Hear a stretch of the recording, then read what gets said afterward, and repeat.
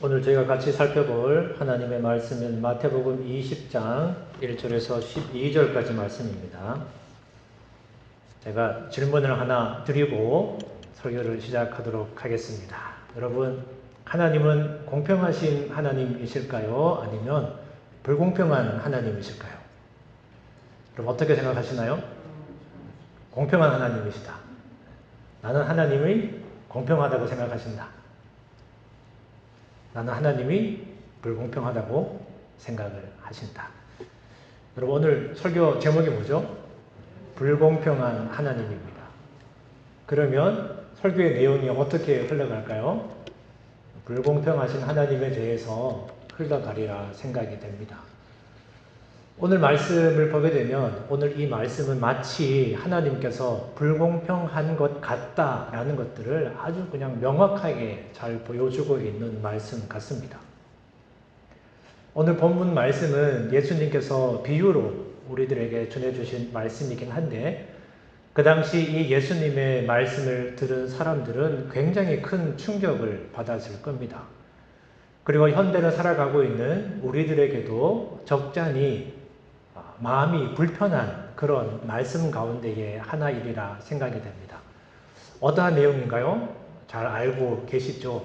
어떤 포도원 주인이 있었는데 자기 포도원에 일할 사람이 필요했습니다. 그래서 새벽에 일찍 나가서 기다리고 있는 사람들을 내가 너희들에게 한 데나리온을 주겠다 약속을 하고 자기 포도원으로 데리고 옵니다. 그리고 이제 일을 시키지요.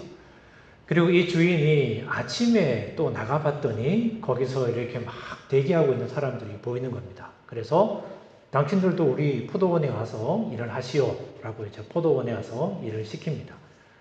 그리고 주인이 점심때쯤에 나가봤더니 또 여전히 사람들이 거기에 있는 겁니다.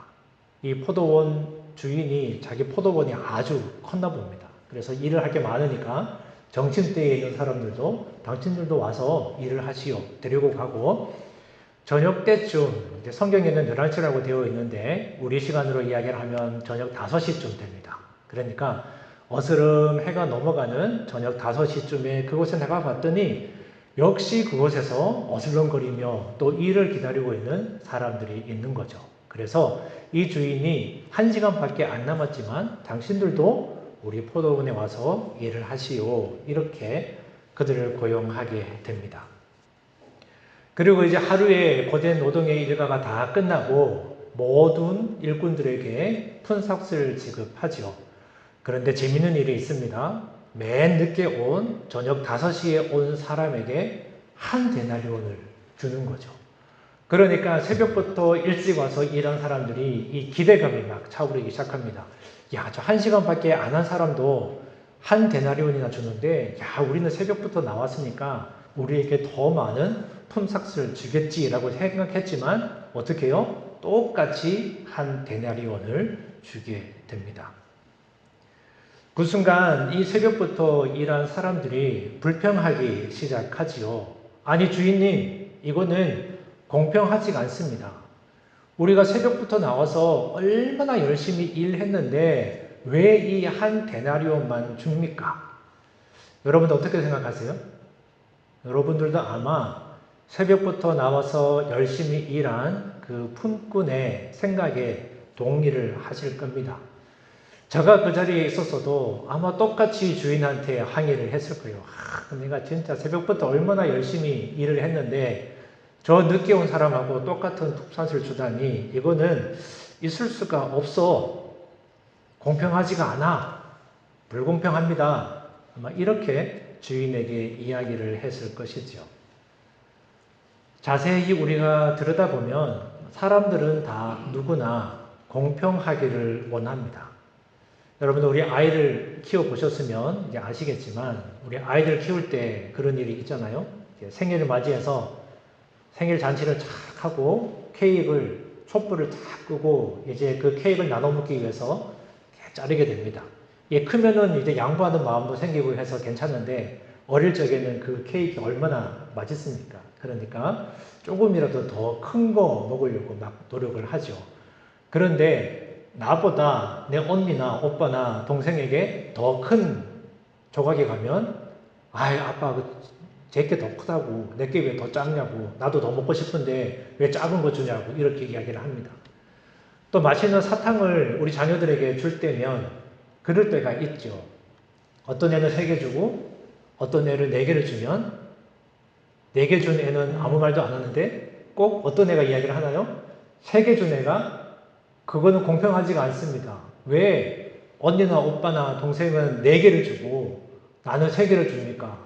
똑같이 4개를 주든지 아니면 하나는 엄마나 아빠 먹고 똑같이 3개를 주든지 그렇게 해야지 왜 다르게 줍니까? 이렇게 불평하고 컴플레인을 하게 되죠.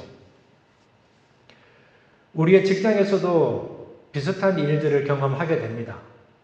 비슷한 사람들끼리 모여서 비슷한 일들을 하고 비슷한 결과를 냈는데 어떤 사람은 직장 안에서 더 좋은 평가와 더 좋은 급료를 받고 또 어떤 사람은 그것보다 훨씬 못한 대우를 받게 되면 불공평하다 생각을 하지요. 야, 이 회사는 왜 이래?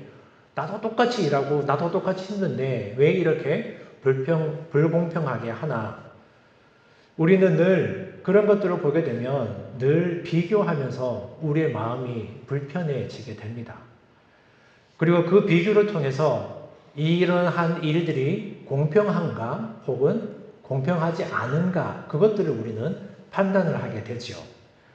그런데 이것들이 우리의 일상생활에서만 지나가고 끝나는 것이 아니라 우리가 신앙생활을 하고 있는 교회 안에서도 동일하게 이 모습들이 반복이 된다는 거죠. 그래서 이것들을 누구에게 적용을 하느냐? 하나님에게 적용하기 시작합니다. 하나님, 나는 어릴 적부터 꾸준히 교회에 열심히 다녔습니다. 하나님, 저는 주일날 빠진 적도 없고요. 하나님, 저는 11조도 열심히 했고요. 하나님 앞에 기도도 열심히 했고요. 교회 봉사도 열심히 했고요. 신앙생활도 정말 열심히 했습니다. 하나님, 이 정도면 하나님께서 나에게 많은 것들을, 많은 복을 부어주셔야 되는 거 아닙니까?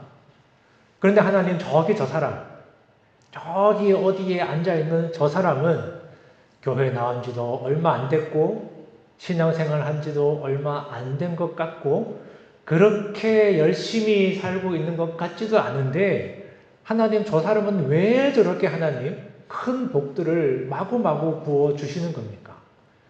하나님, 내가 더 오래 다녔고 내가 더 열심히 했고 내가 더 했기 때문에 하나님 나에게 더 큰 복을 주셔야 되는 거 아닙니까? 하나님, 이거는 불공평합니다. 이렇게 생각하는 거죠.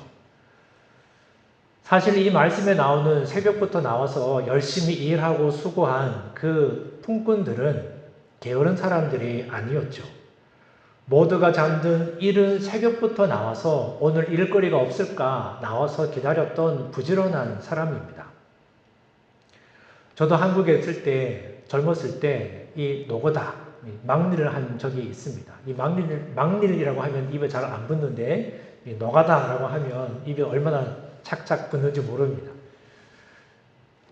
대학생 때 방학 때 되면 이제 노가다를 나가게 되지요. 인력사무소에 새벽에 나가게 되는데 몇 시까지 가야 되냐면 새벽 5시까지 나가야 됩니다.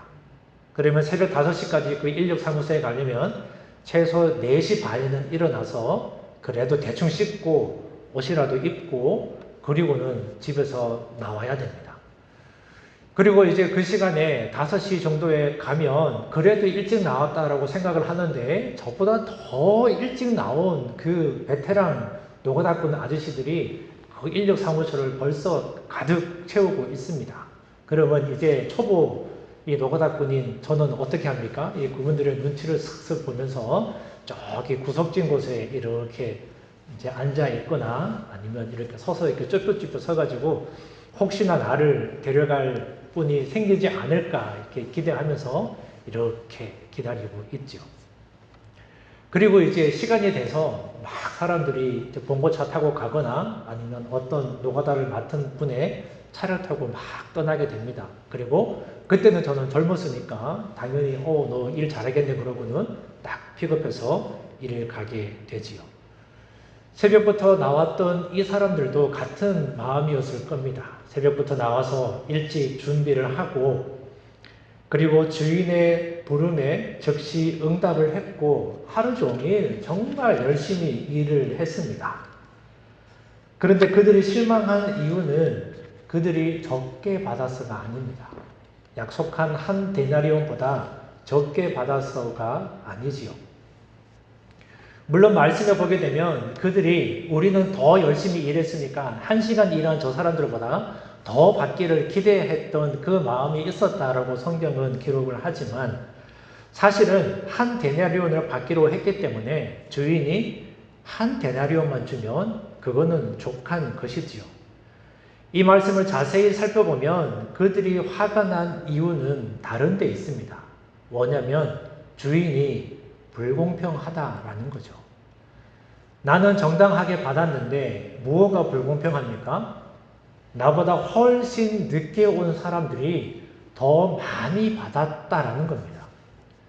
여기에 우리 인간의 마음의 죄성이 그대로 드러납니다.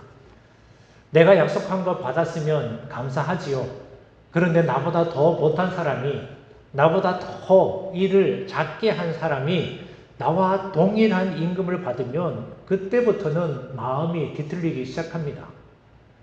우리는 이런 마음이 있어야 됩니다. 저 사람이 비록 나보다 일을 적게 했지만 나와 동일한 그런 일품삯을 받으니 얼마나 감사한가. 이런 마음을 품으면 참 좋은데 어떤 마음이 있나요? 나보다 적게 한 사람이 왜 나랑 똑같이 받아? 그런 악한 생각이 우리 마음 가운데에 들어있는 거죠. 내 삶을 감사하기보다 다른 사람이 받은 그 감사를 비교하기 시작합니다. 내가 받은 은혜보다 다른 사람이 받은 은혜를 더 크게 바라보게 되는 거죠. 우리말에 이런 말이 있죠. 남의 떡이 커 보인다. 같은 떡을 받았지만 남의 떡이 더 커 보이고 남한테 받는 게 더 좋아 보이는 게 우리 마음이죠. 그래서 축하해 주기보다는 배가 아픕니다. 그래서 기쁨이 사라지게 되고 불평과 불만이 그때부터 자리 잡게 되죠. 사실 새벽부터 나와서 수고하고 애쓴 그 사람도 하루 동안 열심히 충실하게 일했으니 주인과 약속된 그 품값을 받았으니 가족을 먹여 살릴 수가 있는 거죠. 주인은 약속을 어기지 않았습니다. 그런데도 이 일찍 나온 품꾼은 행복하지가 않습니다. 비교했기 때문이지요. 여기서 우리는 중요한 질문을 한 가지 해야 됩니다. 주인은 왜 늦게 온 사람도 동일하게 한 데나리온을 주었을까? 사실 늦게 온 사람들도 일을 하고 싶지 않았던 사람들이 아닙니다. 그들도 일하고 싶어서 나왔던 사람들이지요. 물론 일찍 나왔느냐 아니면 어떤 개인적인 사정들이 있어서 조금 늦게 나왔느냐 그것들은 우리가 알 수가 없지만 그 사람들도 일하기 위해서 그곳에서 기다리고 있었던 사람들입니다. 그래서 주인이 그들에게 물어보죠. 아니, 너네들은 왜 여기서 하루 종일 이렇게 놀고 있느냐 물어봅니다. 그러니까 그 사람들이 뭐라고 대답을 하나요? 나도 일하고 싶습니다. 나도 일하고 싶은데 나를 데려가서 쓰는 주인이 없습니다. 그래서 지금까지 이렇게 그냥 여기서 기다리고 있을 뿐이지요. 이렇게 대답합니다. 그러니까 그들도 게으른 사람들이 아니라 그들도 나름대로 한 가정을 책임지고 있는 가장으로서 일을 해서 자녀를 또 가족을 먹여 살리고 싶은 그 마음이 충분히 있었던 사람이죠. 그렇기 때문에 그들은 기대하고 그 시간에 그곳에 나왔지만 자기를 불러주는 사람이 없어서 시간이 지날수록 그들의 마음은 점점 더 초조해졌을 겁니다. 오늘도 이렇게 나는 일을 못하는가? 내가 오늘 일을 못하면 품삯을 받지 못하면 오늘 하루 우리 가족이 먹을, 우리의 자녀들이 먹을 빵과 양식을 구입할 수가 없는데 오늘 이렇게 빈손으로 집으로 돌아가야 되나? 아마 그들은 그런 절망감에 가득 차 있었을 겁니다. 그런데 바로 그때 마지막으로 주인이 찾아옵니다. 그리고 포도원으로 불러주었죠. 주인은 그들을 단순히 노동의 양으로 계산해서 너는 1시간 했으니까 $10만, 너는 10시간 했으니까 $100 이렇게 계산하지 않았습니다. 그들이 가지고 있는 필요를 보았고 그들의 처지를 보았고 그들의 절망을 보았습니다. 그래서 그들에게 이 포도원 주인은 자비를 베푼 거죠. 이것이 바로 하나님의 마음인 것입니다. 예수님은 누가복음 15장에서도 똑같은 그런 비유를 들려주십니다. 우리가 잘 아는 탕자의 비유가 누가복음 15장에 나오는데요. 둘째 아들이 어느 날 집에서 막 계산기를 막 두들깁니다.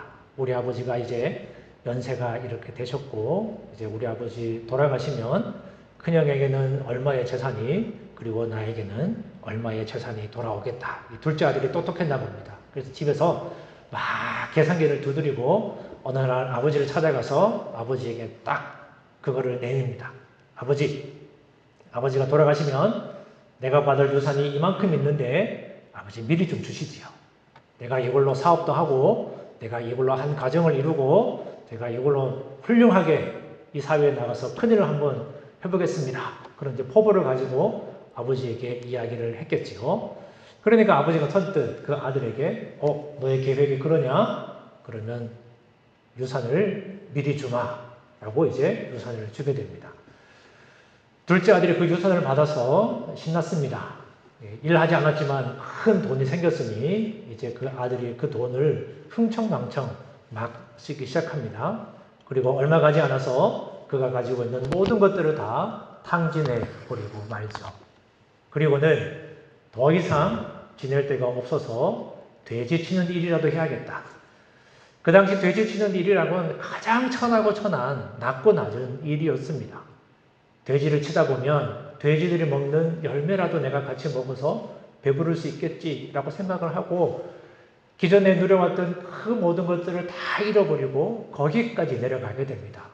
그리고는 그곳에서 아버지에게 사랑받으면서 큰 집에서 따뜻한 음식을 먹으면서 지냈던 그 기억들이 떠오르기 시작하죠. 그때가 얼마나 좋았는가. 아버지 집에 있을 때 먹을 것도 마음껏 먹고 때 되면 밥 먹고 시간 되면 자고 놀 수 있으면 놀고 그때가 좋았는데 아버지 집으로 돌아가야지. 근데 도저히 면목이 없어서 아버지 집에 내가 종으로라도 들어가야겠다. 그렇게 생각을 하고 집으로 터벅터벅 걸어갑니다. 아버지는 불안했지요. 아들이 그렇게 나갔지만 언제 어디서 어떻게 될지 모르는 이 아버지의 심정, 자녀를 키워보면 다 그 마음들이 있잖아요. 그래서 이제나 저제나 그 둘째 아들이 집으로 돌아올까 서성서성거리고 있었습니다. 그런데 어느 날 저 멀리서 아주 허름한 복장에 어떤 사람이 어깨를 쭉 늘어뜨리고 집을 향하여 터덜터덜 걸어오고 있습니다. 부모님은 다 아시죠? 자녀가 어떤 모습으로 있든지 보면은 딱 눈에 띕니다. 제가 내 아들이구나. 수십 명이 있는 사진 가운데서도 얘가 내 딸이구나. 얘가 내 아들이구나. 딱 알 수 있는 것처럼 저 멀리서 터벅터벅 힘없이 걸어오는 저 아들이 나의 둘째 아들이구나. 이 아버지는 알았던 거죠. 그래서 버선발로 뛰어나가서 그 아들을 끌어안습니다. 아들이 이렇게 이야기하죠. 아버지, 제가 죄인입니다. 나는 아버지 앞에 죄를 지었습니다. 내가 아버지 아들로서 살 자격이 없습니다. 아버지의 종으로 나를 써주시옵소서. 아버지는 어떻게 하나요? 그를 안아일으키고 안아주고 새 옷을 입히고 그가 가지고 있던 가락지를 빼서 아들에게 줍니다. 그리고 송아지를 잡아서 잔치를 열게 되지요. 잃어버렸던 나의 둘째 아들이 돌아왔다. 하루 종일 밭에서 일한 큰아들이 집에 돌아옵니다. 둘째 아들은 은혜를 입었는데 문제는 큰아들입니다. 하루 종일 힘들게 일하고 집에 돌아왔는데 이게 웬일입니까? 자기 집에 시끌시끌하고 잔치가 막 벌어지고 있습니다. 이런 일이 있을 집이 아닌데 이상한 거죠. 그래서 집에도 안 들어가고 종에게 묻습니다. 무슨 일이냐? 예, 형님의 동생이 돌아오셨습니다. 둘째 아드님이 돌아오셔서 아버지가 너무너무 기뻐서 손을 잡고 지금 잔치를 벌이고 있습니다. 이 얘기를 들은 첫째 아들이 어떻게 됐나요? 와, 내 동생이 살아서 돌아왔구나. 이야, 기쁘다. 이게 아니라 아버지 어떻게 그럴 수가 있습니까? 아들이 이제 화가 나기 시작한 거예요. 그러면서 집에 안 들어가고 바깥에서 이렇게 막 서성거리고 있었어요. 아버지가 그 얘기를 들은 거죠. 그래서 아버지가 나와서 아들에게 야, 들어가자. 큰아들 들어가자. 네 동생이 왔다. 들어가자. 그러자 큰아들이 화를 내면서 아버지에게 이야기를 합니다. 그 말씀을 보게 되면 우리는 큰아들이 화를 낸 이유를 충분히 우리가 알 수가 있지요. 그는 둘째 아들처럼 동생처럼 집을 떠난 적도 없습니다. 아버지를 떠난 적도 없습니다. 아버지를 도와서 아버지가 시키는 일이면 무엇이든 열심히 일했던 그 큰 아들이죠. 책임을 다했습니다.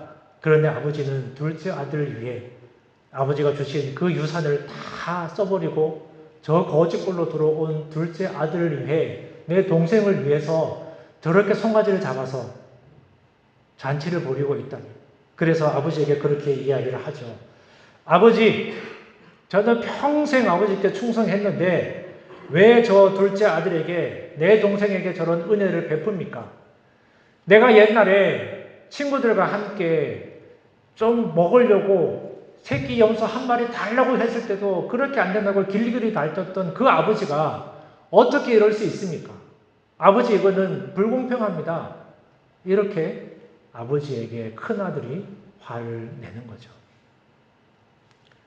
어디서 많이 본 모습 같지 않습니까?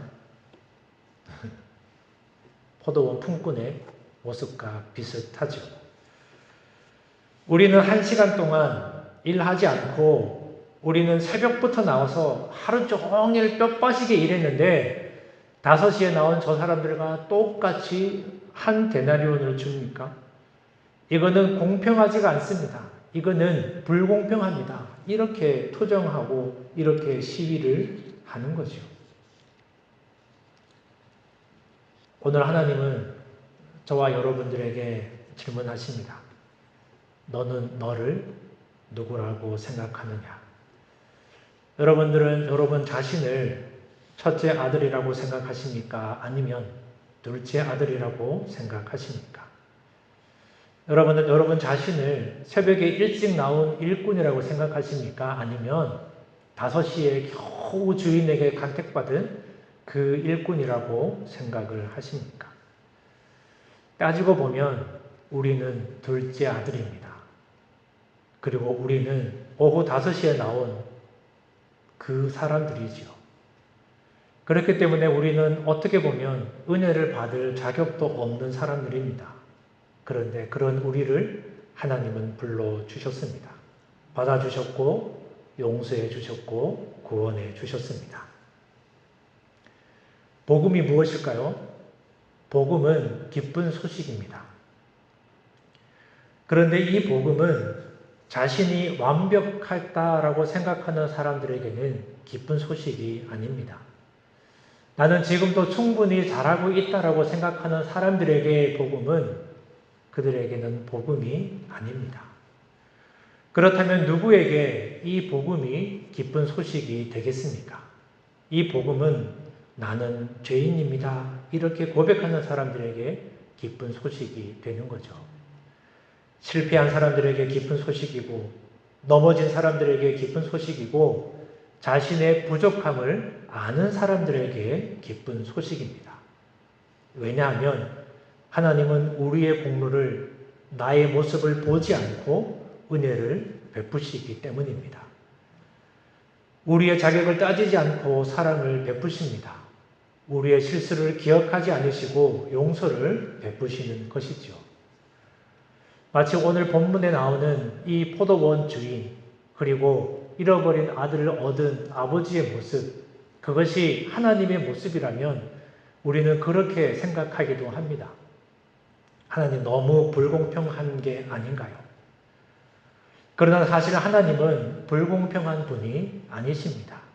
하나님은 자비로우신 분이지요. 하나님의 공평은 인간의 계산이 아니라 하나님의 자비에 근거를 합니다. 만일 하나님께서 우리를 그 공로대로 대하셨다면 우리는 아무도 구원을 받을 수 없었을 것입니다. 만일 하나님께서 그 자격대로 대하셨다면 우리는 아무도 천국에 들어갈 수 없었을 겁니다. 그러나 하나님은 우리를 은혜로 대하셨습니다. 자비로 대하셨습니다. 그리고 사랑으로 대하셨습니다. 그러므로 오늘부터 우리는 더 이상 새벽부터 일한 일꾼의 자리에서 하나님 이거는 불공평합니다. 이렇게 판단하지 말아야 되겠습니다. 마지막 순간에 불림받은 일꾼의 자리에서 하나님 지금이라도 나를 불러주시니 감사합니다. 이런 모습을 가져야 되는 거죠. 더 이상 첫째 아들의 자리에서 불평하지 말아야 되겠습니다. 집으로 돌아온 우리 둘째 아들의 자리에서 우리는 여전히 부족하고 죄 가운데 있지만 그런 나를 다시 자녀로 불러주신 그 하나님의 은혜에 감사하며 살아야 되겠지요. 하나님, 나 같은 사람도 받아주셨군요. 하나님, 나 같은 사람도 사랑하셨군요. 하나님, 나 같은 사람도 구원하셨군요. 이 고백이 우리의 고백이 될 수 있기를 바랍니다. 그때 비로소 복음은 나에게 진짜 복음으로 다가옵니다. 그때 비로소 우리는 하나님의 자비를 기뻐하게 되지요. 그리고 그때 비로소 우리는 나 같은 죄인 살리신 은혜가 얼마나 놀라운 은혜인지 깨닫게 되는 것입니다. 이 은혜가 이번 한 주간 살아가는 저와 여러분들의 삶 속에 그리고 우리의 입술의 고백으로 가득 넘칠 수 있기를 주의 이름으로 축원합니다.